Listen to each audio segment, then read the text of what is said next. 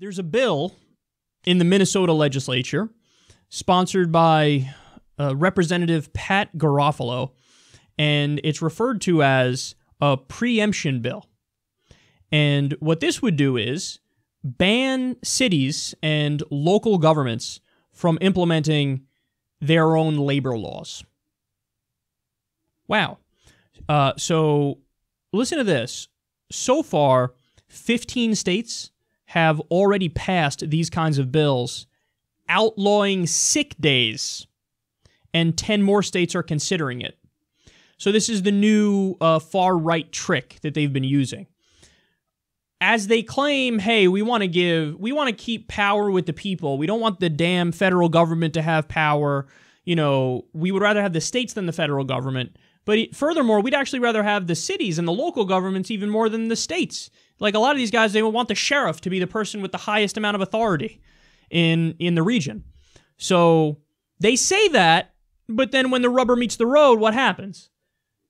State politicians are saying, how about we pass a bill that preemptively bans, that's why it's called a preemption bill, minimum wage increases at the local level or city level, ban sick days, vacation days, maternity leave. So any and all labor regulations, they just want to gut them and say, no, the local governments don't have the ability to make that decision. They don't have the authority to make that decision. We're going to leave that up to us or the federal government. And in which case they know it's much harder to pass that at a federal level or a state level. So they're just trying to gut any kind of progressive change by any means necessary. Man, that is sick. Because think about the fact that they're always doing it on issues where the overwhelming majority of the American people are progressive.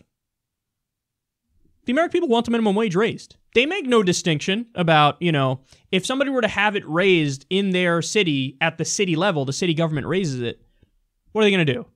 Say, no, I reject it because I'd rather have the federal government do it. No, they'd probably say, let my city do it and then also let the federal government do it. I want everybody to do it.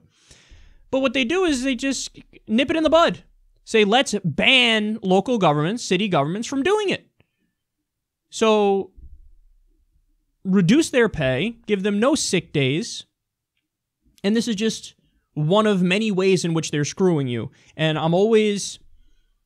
it's always something I like to bring up as much as possible, just to show you how screwed you are, that in Australia, the minimum wage is about $18 an hour.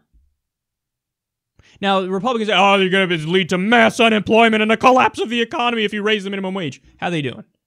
Australia seems like they're doing all right to me. That's just me, though. $18 minimum wage. Everything's going hunky-dory. We're the only modern nation that doesn't have paid days off by law. When it comes to maternity leave, 3 countries in the world don't have it. Not just modern nations. In the entire world, only 3 countries don't have paid maternity leave by law. Oman, Papua New Guinea, and the United States of America. So we are, again, people don't understand just how much this is a corporatocracy, just how much the corporations have bought the politicians. And that's the heart of where this preemption legislation comes from. The Koch brothers have been doing this for years now. What they do is it's so easy for them to buy, you know, state politicians because they come cheap. You don't need as much money to win a state race as you do at in the House of Representatives or in the Senate, which is the most expensive, or presidency obviously is most expensive. So they just buy all these state governments and then they say, here, bitch, propose my bill. And bill, stops people from getting paid time off, stops the minimum wage from being increased. So that's what this comes down to. It comes down to bribes, legal bribes. Because no human being, well, I mean, I guess some, but very few, are just that dickish where they say, I have a principled belief that no city government should be able to regulate and create labor laws that help their people. Very few people actually have that position philosophically. It's that these guys are paid to do it and they're soulless.